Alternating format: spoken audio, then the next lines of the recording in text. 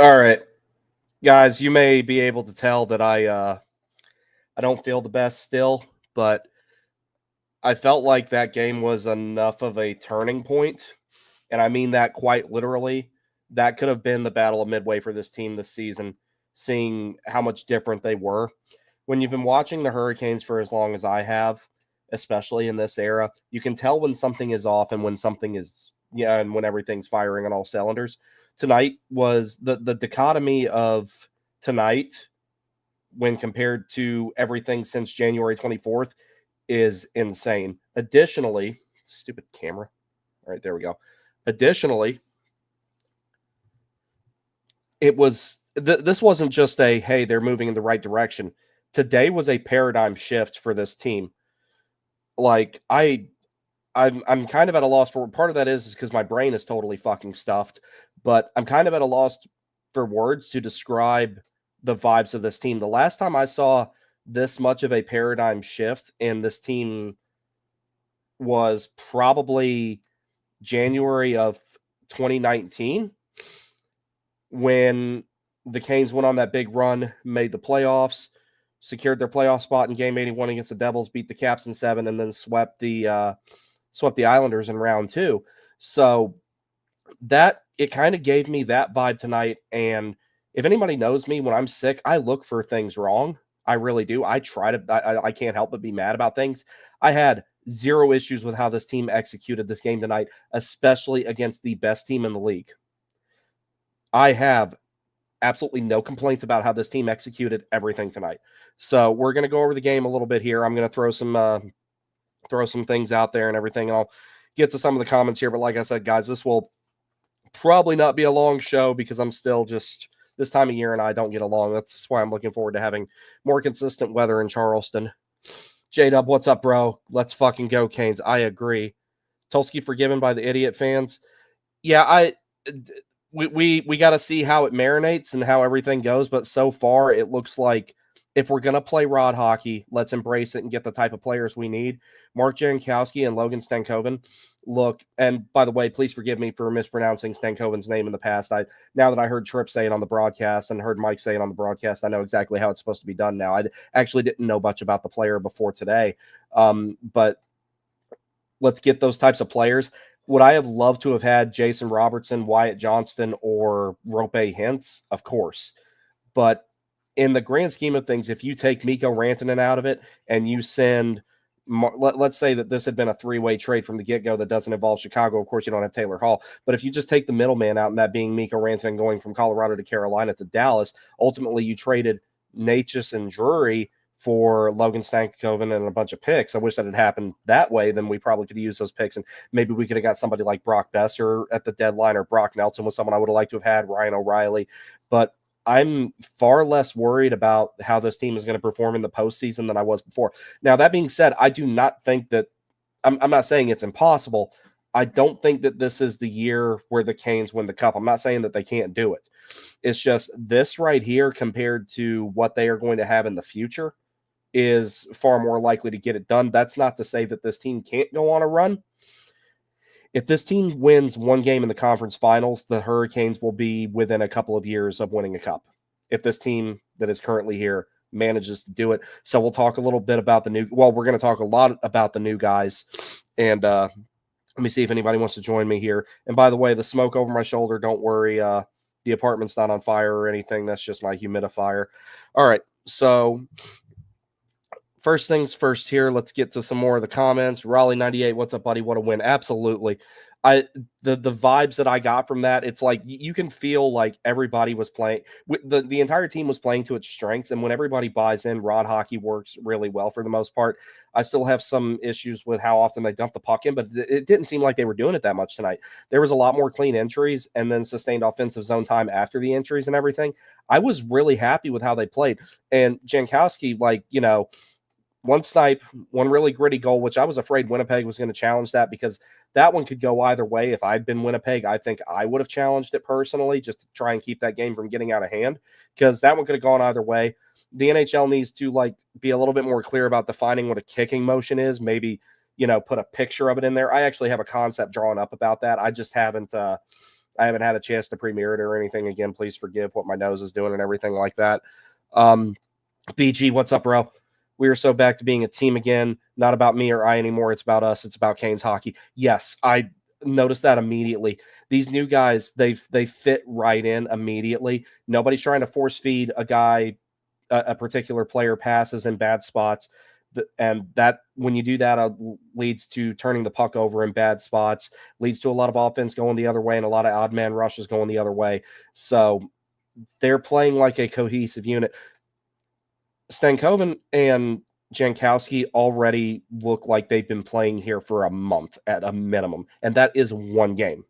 Very happy with both of them. Happy with the way the team rallied around the new guys tonight. They really did. So I'm very, very happy with that. BTS, can't say, but I hope you still feel better. Thank you, buddy. I appreciate it. I get to quit my job in a couple of weeks, if not sooner, so that's going to make me feel better. All I'm going to do is skate and work out for like 2 weeks. I got to get this desk life out of my system. Levy Leto, what's up, bud? Even the power play started showing promise towards the end. Yes, the power play, I think, is going in the right direction. That being said, I'm still a big proponent of maybe giving Sean Walker a shot on power play too, because his skating ability, he's really good at walking the blue line, and he has really good vision, and he's got a cannon of a shot. With those three things at his disposal, I think that he could definitely be a good power play quarterback for now until Nikishin gets here, and then you decide if you want to have him on the first or the second unit. I don't think Gostisbehere is going to come off. And, he's showing signs of really getting some offense going again. Defensively, I thought he was great tonight, and Brady Shea could not make that diving play with the efficiency that he made in the third period. J-Dub also says, I called that we should see our brand of hockey again. It was actually good to see. Yeah, when everyone buys into this system and when everyone plays hard this system, it works pretty well. Like I said, I have very, very specific and targeted and nuanced criticisms of it, and people took that as me saying fire Rod, which is not what the fuck I said. And as I've stated in the past, if you can go see somewhere where I've openly advocated for Rod to get fired, I will send you $500 fucking dollars right now. Dead serious. Evan Smith, what's up, buddy? Stanky and Janky scored more goals in one game than Rantanen did in 13. Yeah, Mark Jankowski had 2 goals in 2 periods. You know how long it took Mikko Rantanen to do that? 39. Fuck Mikko Rantanen. You can be the best hockey player alive. And I've played with people that have this mentality. The little bit I got to play with a kid, the little bit I got to play when I was a kid, and me as, playing as an adult, there's some of those guys that think the entire world revolves around them, and that they think that their job is to just hang out at center ice all day and get pucks fed to them, and then they get pissed off when everybody else takes penalties or has a defensive lapse. That they just think that the entire fucking world revolves around them the moment they put their skates on. It's starting to look like Mikko was kind of that type of guy. We'll get to that. Waiting on this damn sneeze to come up. Anyway, but now it's like basically everybody was pulling the cart before except Mikko, and Mikko was sitting on the back of the cart just dangling his feet off the side of it. And now you got everybody pulling the cart, and everybody's pulling it efficiently. It was a paradigm shift tonight, by far a paradigm shift. Levy Leto said this team seems to be built to win the cup either next season or the one after. Going on a run this year would be perfect for experience together. Yeah, that's what I'm hoping for more than anything. A deep playoff run this year is about, getting ready for the future, because essentially the cup window, if you ask me, is open as long as Aho's contract is, because the team is essentially built around him. It's built around Slavin on the blue line. And then Nikishin, I believe, will only be eligible for a 2-year ELC when he gets here. So when that happens, it's like, then you extend it out a little bit more, because then you have him and you got all these young kids coming up. The one thing I really think we need, and Jankowski is helping out with this, the lack of center depth. It's still not the ultimate answer. I just hope they do something to get a legitimate second line center, or what I would really love is if there was a center on the depth chart above Aho, but there's like 10 of those in the world and none of them are available. The only thing that separates Aho from being a superstar is not having 100 points. And like I've said in the past, I can care less if Aho ever gets 100 points.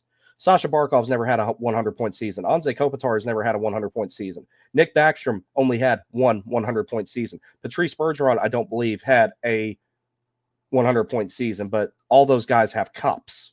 So And they did it by being really smart, responsible two-way players who were good at distributing the puck and playing good defense. So Aho's next big step is in the playoffs, if you ask me. It's not it he's got nothing left to prove in the regular season. If he gets 100 points, fine.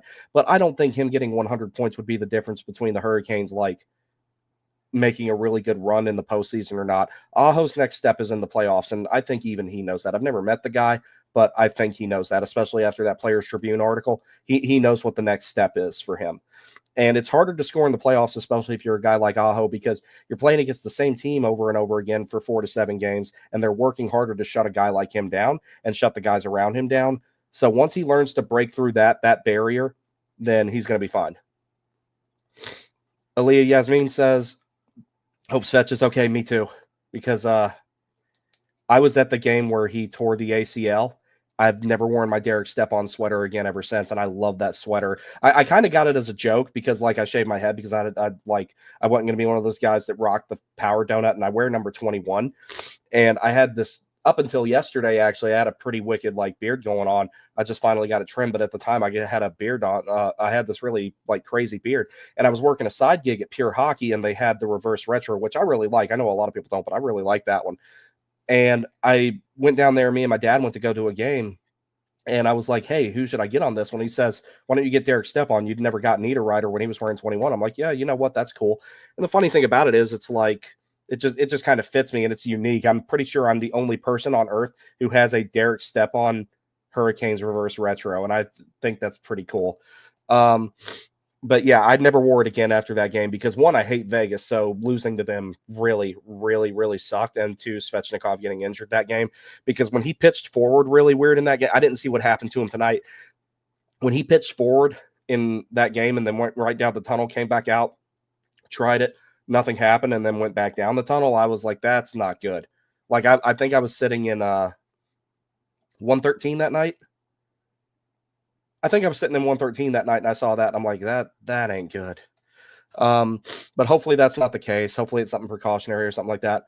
Also, please, for the love of God, re-sign Hall. I don't think that's going to be a problem. I think that they're just waiting to see.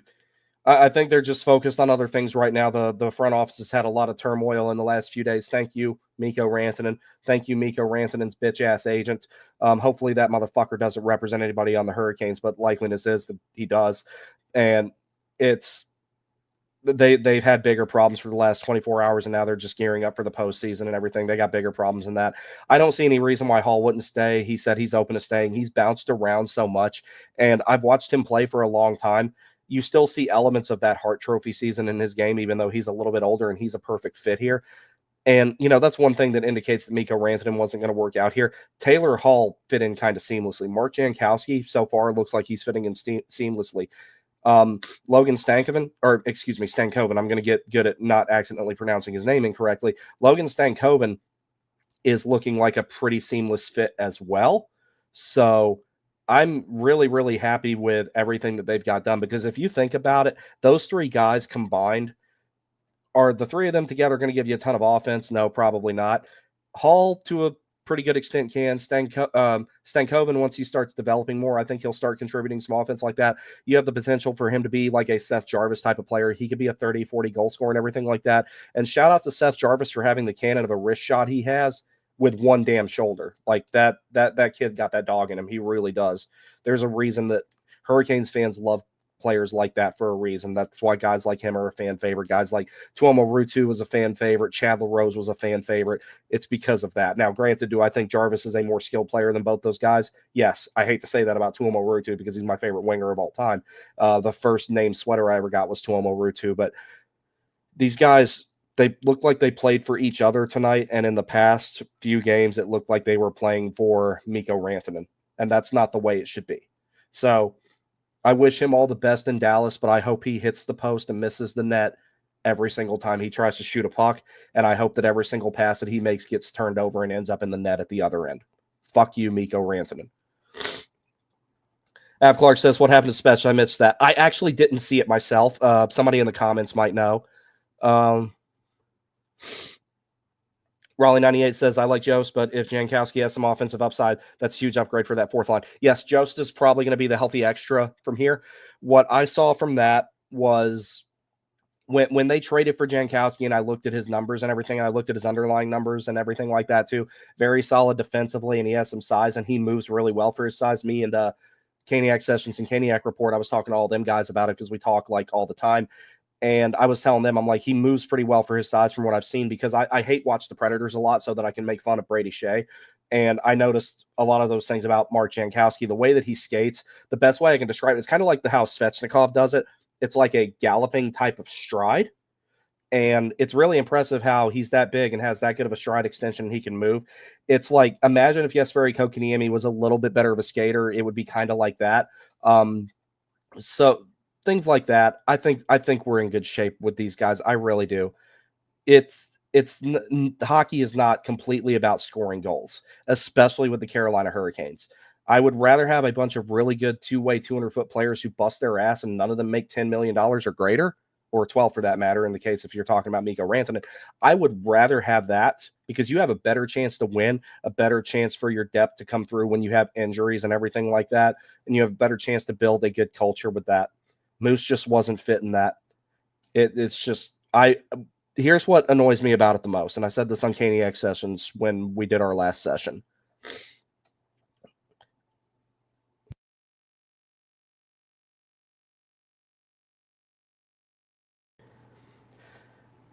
The fans in Raleigh gave Mikko Rantanen all the grace in the world. They believed everything about him being shocked by the trade. He thought he was staying in Colorado. He was willing to take a pay cut to stay in Colorado, so on and so forth. We gave him time to get over it. Then he had to go to the Four Nations face-off, and that was after playing mostly on the road with the Canes. Had to deal with the flu in the locker room, all that type of stuff. But then he comes out and says the things that he said lately about how he was looking at going to Dallas last week and that he was aware of the trade and everything like that. And it looks like he's just been putting on a front and being a sniveling fucking douchebag this entire time. I got no respect for that motherfucker. And honestly, we don't need him. When it comes to fans of the Carolina Hurricanes, for the most part, you're either a 1 or a 0. People either like you and respect you, or they hate you. Mikko Rantanen, when you come back to Raleigh, you will tangibly feel the hairs on the back of your neck will stand up when you hear people booing you. And not just booing you, but creatively chirping you every time you go back to the bench. And once in a while, you'll hear it. And that energy translates to the guys on the ice. And Alexander Nikishin's going to be here next season. Do with that what you will.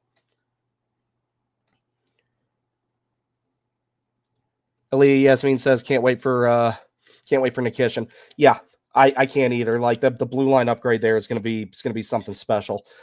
Especially after seeing how well Scott Morrow played tonight. Thought he was great defensively. Of course, he had that assist on Jankowski's first goal. So really, really happy with seeing Scott Morrow show what he does best, which his best aspect of his game when it comes to Scott Morrow is his playmaking ability.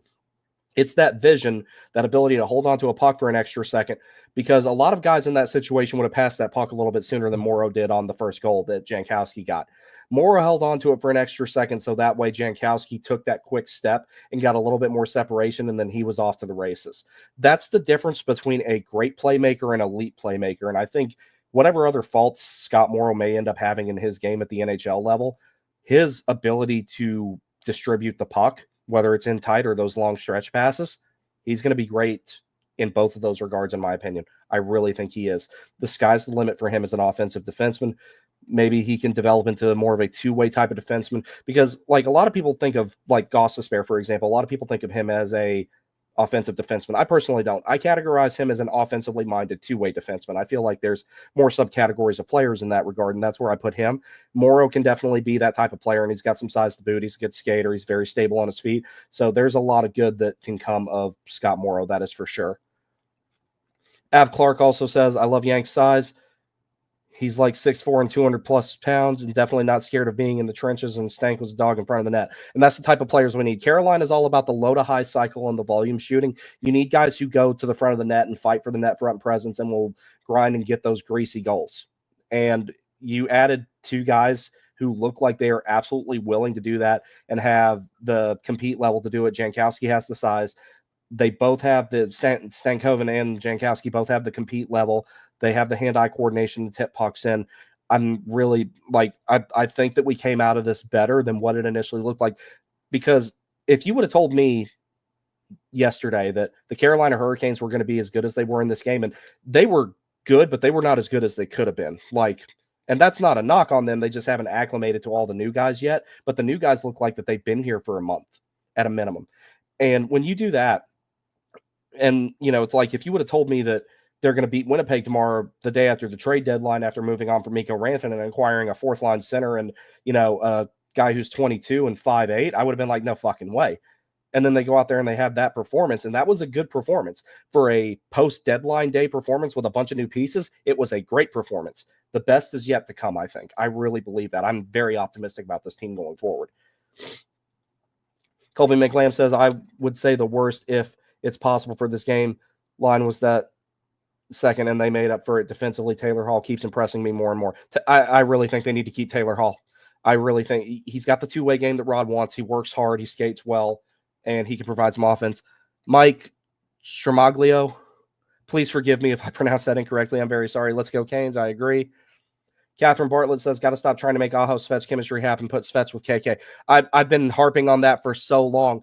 I'm look, Rod's a great coach, but there's just certain things I'm always going to disagree with him on.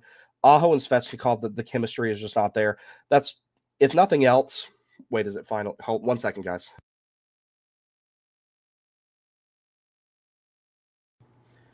Aho and Svechnikov, I just don't think the chemistry is there. I'd be a little bit more open to it. Okay, so Rantanen's gone. There's no reason to not have Svechnikov. If you want him to play with Aho, let him play on the right wing, where I think that he would produce more offense, but that experiment needs to stop. It really does. Now, granted, we're a little bit short on the roster construction side of things to really make that permanent, but if we go out in the offseason and get who I'm very confident Nikolai Ehlers is going to be a Hurricane unless he takes a really big pay cut to stay in Winnipeg. If you go get Nikolai Ehlers, who's a natural left wing, you put him, Aho, and Jarvis together on the top line. That is a really good, really fast top line. A little bit on the smaller size, but Jarvis plays above his size, and so does Nikolai Ehlers. And Aho's found a physical element to his game, especially in the last 2 seasons, if you ask me. So I think that you have that for one thing. And from there, you can build a better second line. Kotkaniemi needs to stay and be the third line center. Mark Jankowski, all early signs are showing that him being a fourth line center is going to be just fine. That's somewhere where the Canes are weak. They have to go out and get a second line center to go on the depth chart between Aho and KK. And KK being someone who fits into that mold, you can call him a draft bust if you want to. But one, Montreal fucked up his development. And two, some players just don't pan out exactly as you expect them to be. And Kotkaniemi was drafted significantly higher than he was supposed to be. Everyone thought Philip Zadina was going third overall, and we saw how his career turned out. That weird draft class for those picks right there. So I think that if you have Svechnikov playing on the right wing, maybe there's some possibility of chemistry with Aho. But I'm hoping that once the offseason is over and they bring in a couple more forwards, that experiment is over. And, if you go out and get a second line center, and you don't even have to get a long-term one, you need one for like 2 or 3 years so you can figure out, hey, do we want to draft and develop one? Do we want to trade for another one in 2 or 3 years? Or do we want to maybe do what it looked like they were trying to do with Felix Unger-Sorm and convert him from a winger to a center because he's got the defense vacuum and to do so? Then that's a different story, but we will see. Mike says, glad we're past Mikko. Major distraction all around. Now we can get back to real play. Looking forward to booing him when the Dallas Stars come here. He's going to get a lot more than boos. I've seen this team when they actually really, or these fans when they actually really hate somebody. It's a 1 or a 0 with these fans. You're either loved or you're loathed. There's not much in between when it comes to situations like this. And when you're loathed, you feel it. SB says, recent events kind of crystallize how the rest of the season will go. Best we can hope for is probably continuing the streak of winning one series, and then our lack of scoring and goaltending hurts us bad in round 2. Yeah, that's definitely a possibility. The one thing that I think that will maybe help them overcome that in the second round, this team is not that much different than the one that went to the conference finals a couple of years ago. You didn't have Svechnikov, you didn't have Kashi, you didn't have Pacioretty. Big difference being Pesce and Shea, which I've made my opinion on that pretty clear. I think that pairing was in decline anyway. You still have Chatfield and Gossesberry, even though they play apart. You still got Burns and Slavin, and Burns has been really good lately. I know I was really critical of him a couple of months ago, but I think maybe he got over, like, maybe that couple of weeks off for the Four Nations. Maybe he had something he had to nurse injury-wise. He's been really damn good. If he keeps playing like that for the rest of the season and the offense comes back, then we'll be fine. As far as the forwards go, yeah, it's a little bit different because you lost Steph Nason, which I really like that guy. I wish we'd kept him, but I understand why he moved on because I read something about he still had a house in New Jersey from when he played there the first time. Roslovic, I think, has improved a lot more. I don't know if I would extend him or not. Eric Robinson is someone who I think has exceeded expectations so wildly with the ability to move him up and down the lineup. Now you got Taylor Hall where you don't have Jesper Fost, and they have some similarities in their game. This team is not bad by any means. I think that they could make a push to make the Eastern Conference Finals. The goaltending is a big question mark, and the worst part about the goaltending is that we don't really have an answer for that in the offseason, and it looks like we might have to run the same pairing back because the goalie market is totally dry. There's not really much else out there, and we run the risk of making it worse because the one guy I wanted Carolina to go get, the only guy that would have been available, is off the board now, and that was Kirill Vejmelka. So I don't really think there's much anything else we can do.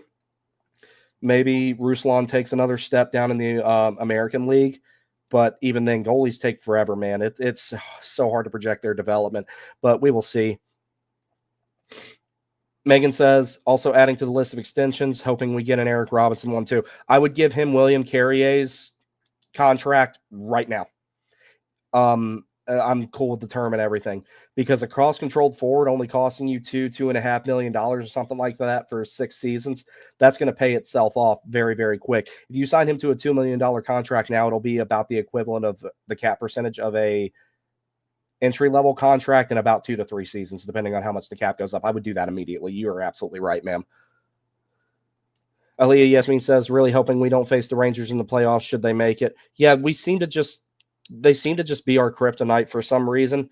That being said, Igor Shesterkin is not playing like a guy who earned a $11.5 million AAV. Maybe this time we take him. Maybe this time we don't. If we have a bunch of identity games like we did tonight, it could absolutely be done, but they're not as good of a team as they were, and I think the wheels are finally coming off for them. That's not to say that they can't come in and play against us very well because they seem to always do that in the postseason. But if there's a year where I really think we could knock them off if we do see them, I think this could be it. That being said, who I would like to see the Hurricanes play in the first round, and this is not because I think we would just beat them easily, because we would not. I would like to see Carolina and Columbus play for a multitude of reasons. One, it's a really, really good story to see Columbus make the playoffs, especially if they could make it as high as third in the Metropolitan Division. And two, we've kind of seen the same teams over and over again. The Islanders, Rangers. We've seen the Devils once in this era. I would like to see a different team in the first round for once. Like, we've played the Islanders 3 times since the playoff drought ended. We played the Rangers 3 times if you count the bubble. We played the Bruins a bunch, but their days appear to be numbered as being a competitive team. I would like to see them play the Blue Jackets just because it's a good story and it's something different, and I think that it would be just a fun playoff series to watch. I ultimately think Carolina would win. I really do. But I think it would just be really fun to watch, and it would be really good for the game, especially after everything that franchise has been through. Every Blue Jackets fan I've ever met has been a really cool person. I've never met a bad one in my life. So I would absolutely love that. Mike also says, except for Anderson's boneheaded puck play at the end, that game was almost flawless. Yeah, that was a bit odd. That was I posted on X somewhere. I told I think it was Casey. I said it to one of our big followers that was like the other night when Burns went to do the cross-ice pass because he thought Slavin was still there and he already went off the ice to change. And he all the confidence in the world, he just goes to send it cross-ice and he looks over there. Slavin's not there. Nobody's there. I think he was changing with Ghost, and Burns just immediately starts skating back into the neutral zone because he knew he messed up. And I'm just sitting there laughing at it. I need to clip that and post it because I couldn't even get mad at it. It was so damn funny. Levy Lateau says, that's very well condensed. I've had a feeling that we are missing a guy in front of the net for a long time, especially without Nason anymore. Yeah, Nason leaving as the net front guy definitely hurt. Now, like, a lot of people were worried about, and I had this misconception as well. A lot of people were thinking that William Carrier was like the Steph Nason replacement, and he really wasn't. Carrier is more of a complete guy that works really well in all three zones. He's really fast and really physical. That's not to say that Nason isn't physical and doesn't do well in three zones, but Carrier's got that dog in him in all three zones. Steph Nason, while he was good on neutral zone transition plays and good at going to get pucks when they were dumped in, good at going to the front of the net and battling for net front presence and getting those greasy goals, Carrier brings a more complete game to the table. Getting him back in the lineup is going to be really, really helpful. Like I said, we have not seen the best that this team has to offer yet. Tonight's a turning point, though. I really, really legitimately believe that. Av Clark says, whenever you talk about UFAs, but honestly, after this performance with the new guys, I don't want Mitch Marner, but I do know who we should go after in the offseason. Yes, Ehlers. Nikolai Ehlers would fit in here pretty damn seamlessly. And every time I watch him play, I'm like, this guy needs to be a Hurricane. He really does. There was a point in time I don't want to say many years ago, and that long ago. It was after the 2019 season ended, I do remember seeing something that Winnipeg offered up Ehlers for one of our right-handed defensemen. At that time, I would imagine it was Pesce, maybe Hamilton, but more than likely Pesce. Kind of wishing we'd made that trade now. But we also had no idea that Jalen Chatfield was going to emerge either. So there's also that to consider. Ali Yasmin says Aho and Jarvie shouldn't be separated. I agree. We just got to find the right person to go on their left wing. Additionally, if you have to have Aho, Jarvis, and Svechnikov together,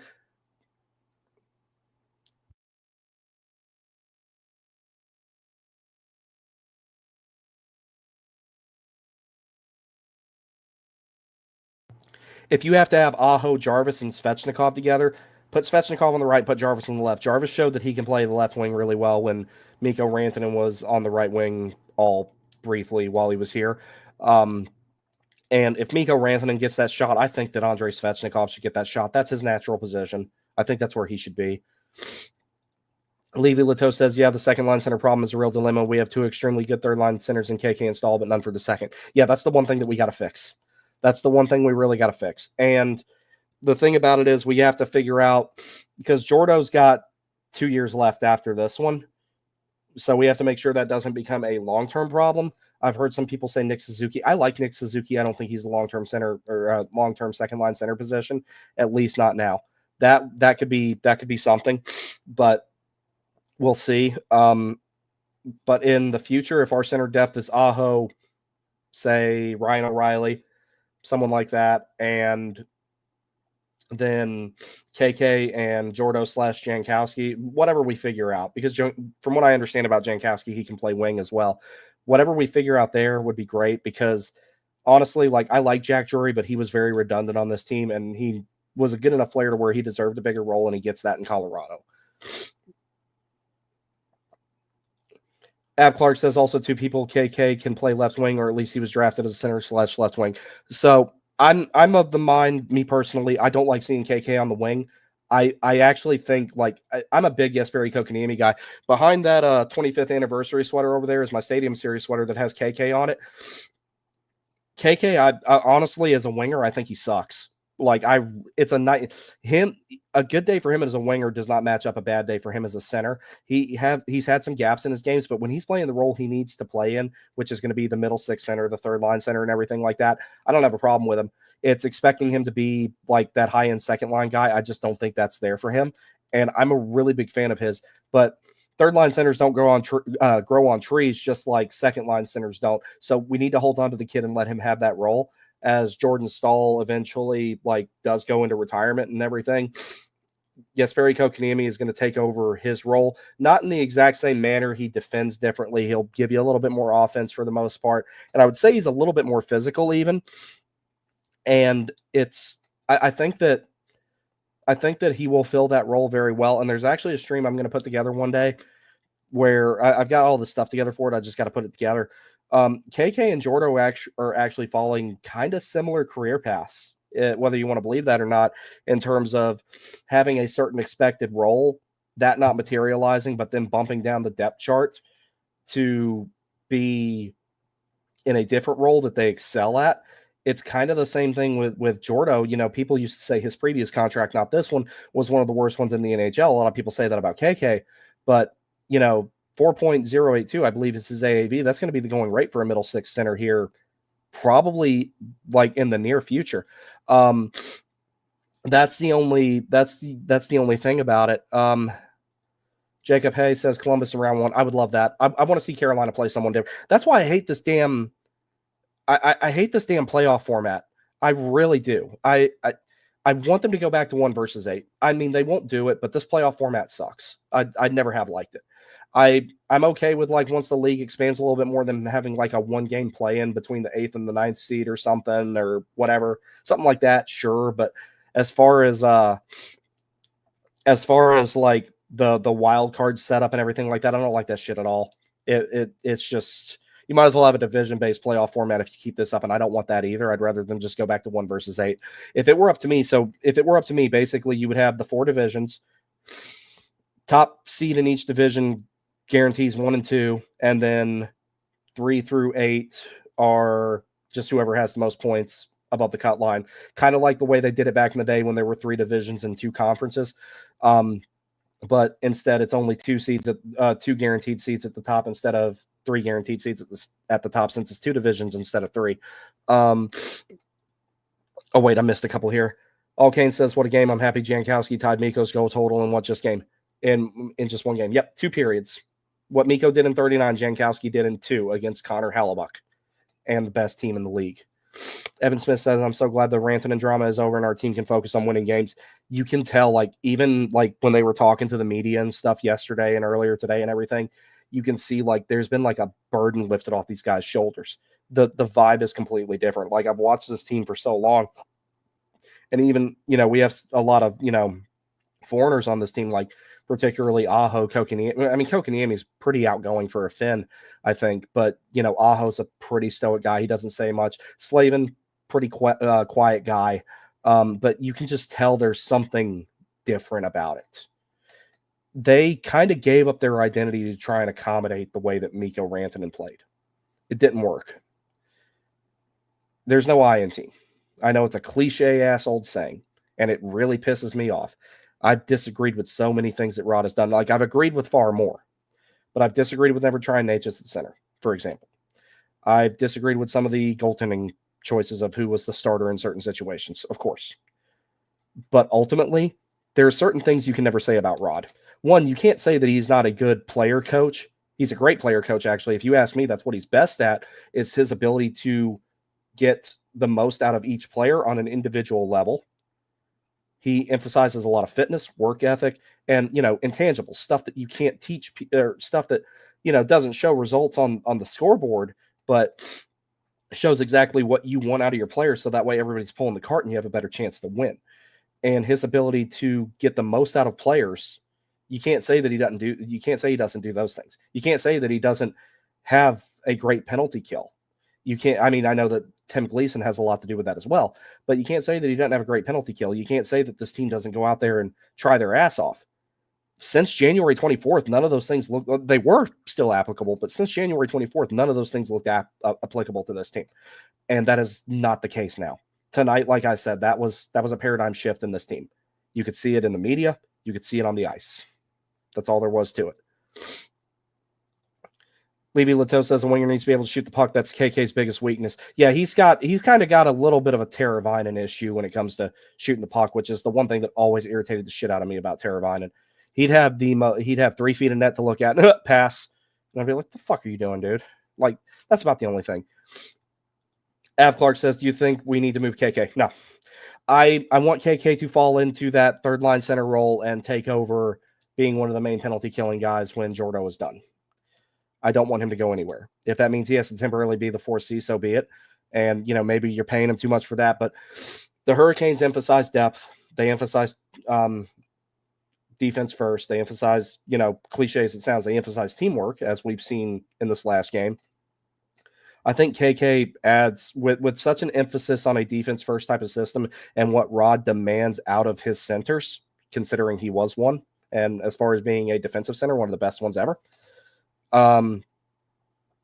We need to be able to, we need to be able to have really good center depth to help fit what Rod is doing. It's a defense first mindset. There's a lot of defensive responsibility on the centers in this system. So you need to have prioritizing your depth there. Plus, we got a ton of wingers in the system anyway. So we don't really need to worry too much about, because you got Nadeau, you got Artemonov, so on and so forth. You need to prioritize rounding out your center depth, and that starts with getting a guy that goes on the depth chart between Aho and Kotkaniemi, and then you figure out what you do for the fourth. That reminds me, I'm actually going to look at something on Puckpedia real quick because I am curious about something in regards to Mark Jankowski because I actually haven't looked at his contract yet. I'm not going to be able to do this much longer, guys. My head is killing me. Okay, so he is in year one of – he'll be a UFA at the end of next season. He's making $800,000 right now. Excuse me. So, yeah, you got a short-term solution to the fourth-line center thing there. So that's the one thing that they really need to prioritize is a center to go on the depth chart between Aho and KK. Or like I said, what I would really love is someone to go above Aho, but no one of that caliber is available. You might find some equal players. And I mean this not totally literally. I mean this just in a substantive type of term. When I say an equal, I'm talking about somebody like maybe Elias Pettersson. I'm not personally advocating for Pettersson, but I'm just saying that type of player where you have a 1A, 1B situation with your top two centers, and it's like, who do we put out there? Well, where's the face-off? What's the situation? Do we need a goal? Do we need defense? What do we need here? Then that's when it becomes that type of thing here. Catherine Bartlett says, even with the goal, the PP is still a problem. Yeah, it's got to get worked on. And, like I've said, I thought the second unit looked a lot better tonight. I would personally like to see Sean Walker on the power play. That's nothing against Ghost or Burns. I just think that Sean Walker can breathe some new life into it. I really do. He has impressed me more and more every single game. He's not afraid to mix it up either. He'll chirp. He'll get under guys' skin. He's physical. He's probably the best skater on the team now that Natchez is gone. So that's something that I personally would like to see happen, that maybe that will help it out a little bit. But they need to maybe shake up the units until they find something that works, because I'd rather them shake up the units a bunch and the power play still suck for a while and then figure it out now than me trying to do it in the postseason. Because if the power play does not get to at least 20% in the postseason, Carolina will not make it out of the second round, maybe not the first. So they got to stop turning everybody into a damn Vezina candidate on the power play. But I would like to see Sean Walker on power play too. I think maybe you could it's like I actually have some notes about something here. Let me see if I can find it. So when I was on Caniac sessions the other night, I actually wrote down some power play units, and the first one I had was Hall, Aho, Jarvis, Svechnikov, and Ghost. That one, the biggest reason that I would have that is to set Jarvis up in the bumper spot, Aho on the left, Hall on the right. That's how I would do it. I liked Aho better on the left side on the power play, because when he went on that streak last season around the time that he hit his 500th point, that's where he was making a lot of his money from, on the power play. So I would like to see him back over there. And then for the second unit, I had Blake, KK, Roslovic, and Stankoven and Walker. And the reason that, and I added Stankoven retroactively because I wasn't entirely sure if I wanted to see him on the power play after tonight. I think he would be great there. And the reason that I have this is because KK, bumper spot, net front type of guy, go down below the goal line, dig pucks out, all that type of stuff. Blake, primarily for the puck pursuit, the vision, and the passing ability. Roslovic, mostly puck pursuit, vision, speed. Stankoven, mostly for the entries, and Walker, I'd beat this horse till the point where it's very, very dead. Vision, shot, skating ability. That's what I would do for the power play units if it were up to me, just to give it a shot. It might not work, but that's like the Achilles heel of this team right now, which is a good thing, because before we didn't really, they were directionless until tonight. We didn't know what to solve first, but a lot of problems worked itself out with the new roster acquisitions and getting that diva Mikko Rantanen out of here. Thayercraft, what's up, buddy? Me and Isaiah say hi. Keep it up. Keep it, buddy. Thank you. I appreciate it. Aaliyah Yasmin says, who do you think Nikishin plays with when he comes over? I'm guessing Chatfield. I think that's what they've been grooming Chatfield for, is to be the guy to the right of Nikishin. Rod, and most coaches don't do this, Rod will not play two of the same handedness together if he can help it. So I could totally see that being the case. The second most likely, I think, would be Sean Walker. And the third most likely would be Scott Morrow. I don't think you should play Morrow and Nikishin together, because I think that there's a little bit too much offensive mindedness between the two of them. Both of those guys need safety valves, so I think Chatfield is going to be the guy that is with Alexander Nikishin personally. Catherine Bartlett says, Slavin Walker next season, please. I would love to see that. So when Slavin was playing with Brock Faber in the Four Nations face-off, I can keep going, guys, but I might need to go get some water here or something. Yeah, I'm going to go get some water. I'll keep going. Just give me a couple of minutes. I'll be right back.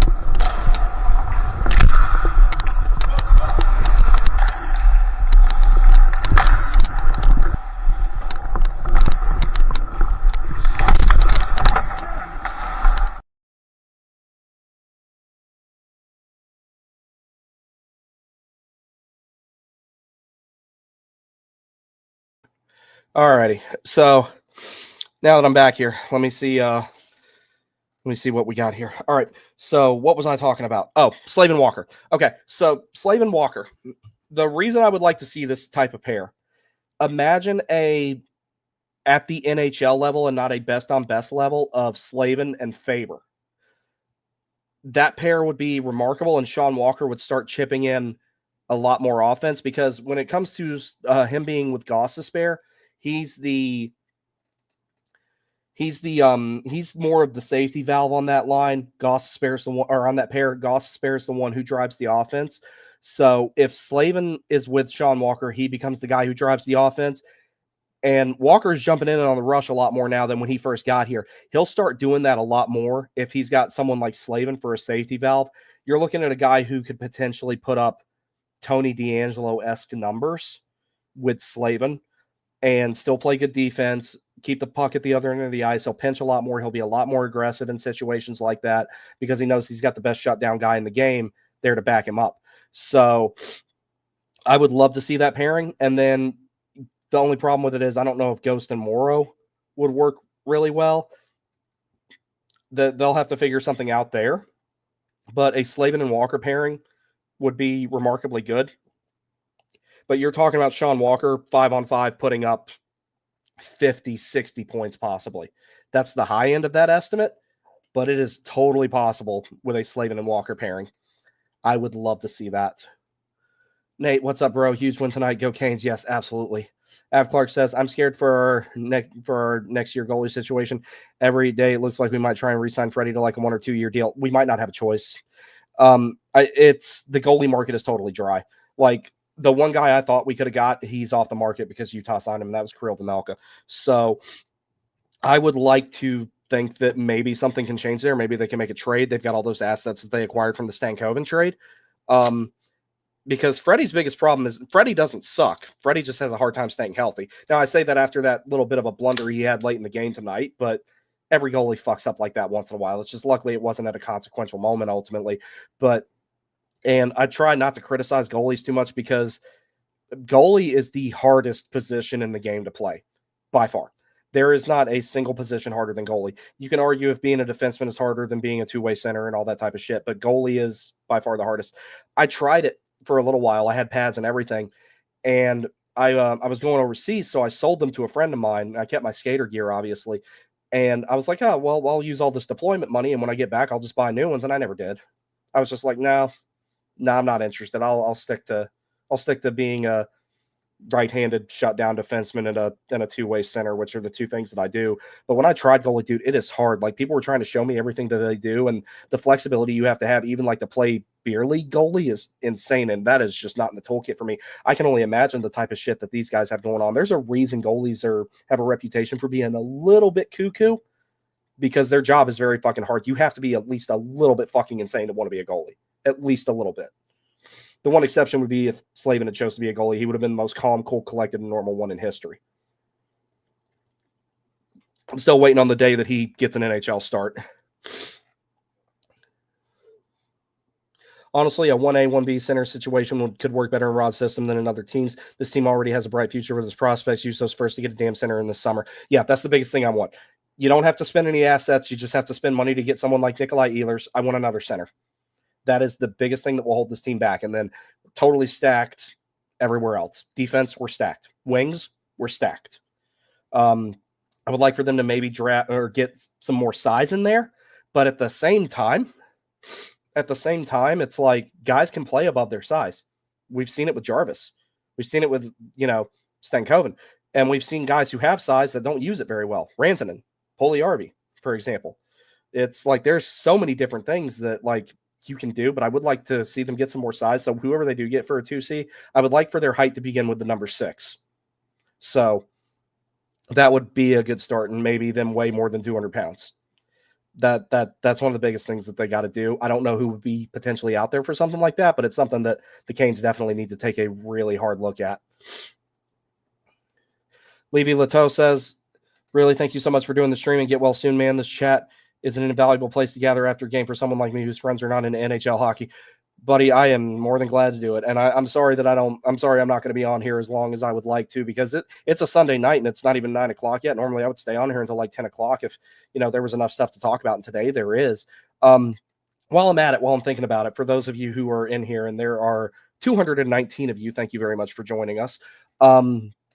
When during the off season, I have very particular plans. And one of the things that I'm planning on doing, I might have, and if any of you guys know anybody who could do this for me, I'm either going to write scripts or a VLOOKUP type of format or something. I've tried doing it with Grok, and I just haven't figured it out yet, and I'm afraid that I'll fuck it up. I would like to figure out something where I can have my landfall hour slides and my damage report slides and just click a button, and it all just get translated over in there, and I can make little adjustments, because it takes me about 30 to 45 minutes at a minimum to get the show ready and have everything in there. And even then, I don't get all the slides that I want to get in there and everything. I would like to fix something like that up. I'm going to have all the thumbnails. I'm going to have all the shows scheduled and everything like that in advance. Now, I won't get to do it every single game, because one of the things when we get to Charleston, I'm going to start playing again, because I miss playing hockey a lot. One of the reasons I started this channel was I couldn't play for a little while, and I felt I needed something to fill that void. And I'm going to continue to do this stuff, and I also want to get back to playing and everything. But I'm going to try and figure that stuff out during the off season. I will have all the thumbnails ready. I will have all the streams already preloaded and scheduled for all 82 games in StreamYard. And then that way I can just come in, do 30 minutes of research, do the show. And also I do this now. I will try to make it a point of, on the Canes off days, I'm going to watch their next opponent. So that way I can kind of watch my hockey and do my research at the same time for the next show. I would like to bring back the Warning Take Weekly, which was a show I used to do every Saturday. It's just not been, or Saturday or Sunday. I usually did it on the weekends. I would like to be able to do that again. So that way I can do, if I can't do damage report after every game, which I will probably not be able to, then I would like to be able to just rope all those into damage report, or rope all those into the Warning Take Weekly, or recap the last 3-4 games, however many there were during the week. and then talk about whatever else is going on with the team and everything like that. I would love to get back to doing that. And my plan is during the off season, I'm going to do some housekeeping to make sure as much of that stuff is in order as possible before training camp. So that way I can actually test everything out during the preseason, make sure it works fine. And then I also want to do live streams during like the prospects camp in Nashville, which I imagine that's where the Canes will participate again. Like they used to do it in Traverse City, and now they do the one at Ford Ice Center in Nashville. So there's all that to be considered. And also those of you who have been making fun of me for being fat, once I get back on the ice in about 3 months, like you won't be able to call me that anymore. So get your licks in now while you can, motherfuckers.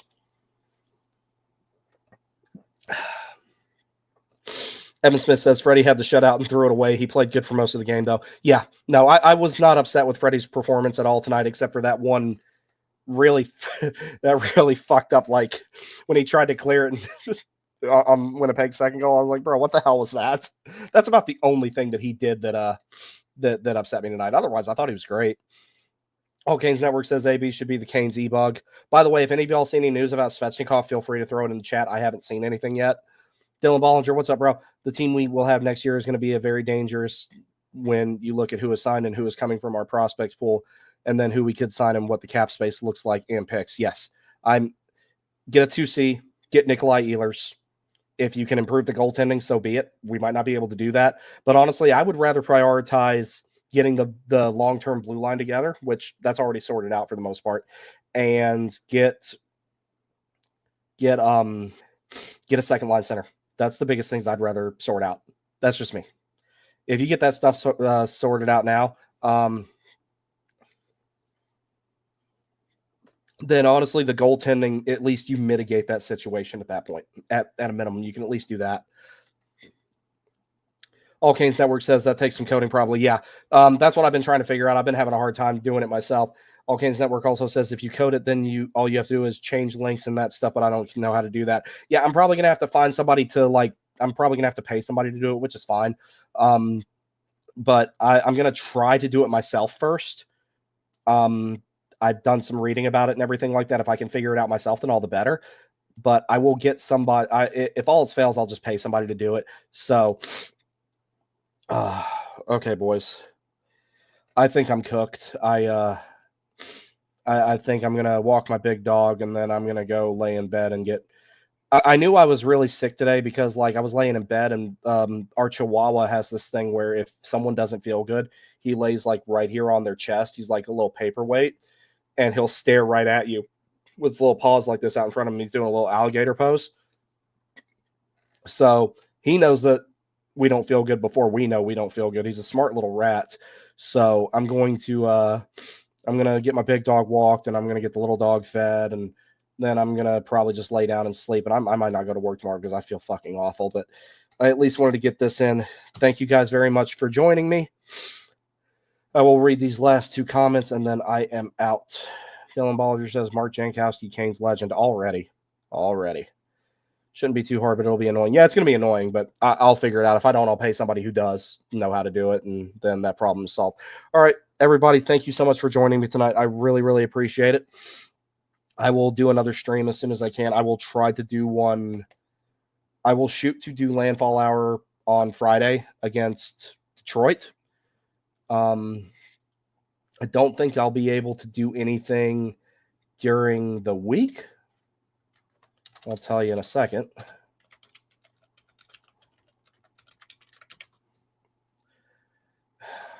Damn it.